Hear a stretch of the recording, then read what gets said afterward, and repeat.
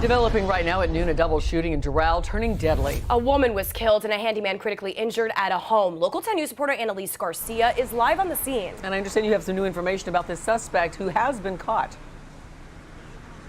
Yes, Christy Janice, after an extensive search, Miami-Dade police does tell us that this suspect has been detained. They tell us FHP was conducting a traffic stop in the Jacksonville area, and that's where they located him. This comes as a relief to many of these neighbors who were spooked that this gunman was still on the loose.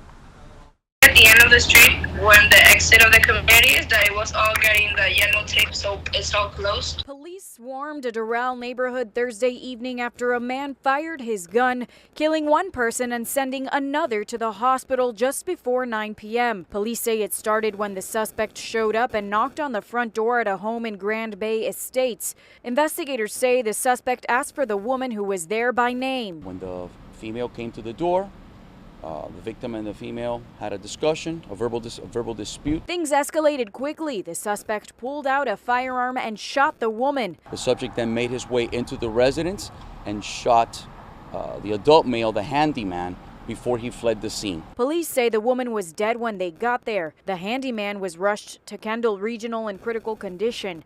As for the shooter, he fled.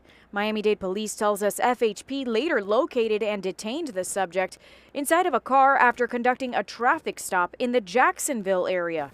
Neighbors say they were told to stay inside as police conducted an extensive search for the suspect in the area late Thursday night. What does it take to get inside this complex? Do you need it like an ID? How do you get in there?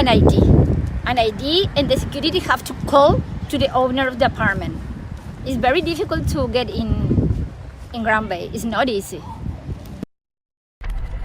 Now, the victim who survived is still recovering in the hospital. As for the suspect, police are still looking into the connection between the suspect and the two victims. We are looking into more details as to who this person is. We'll bring you that information as we learn more. I'm live in Doral. Annalise Garcia, Local 10 News.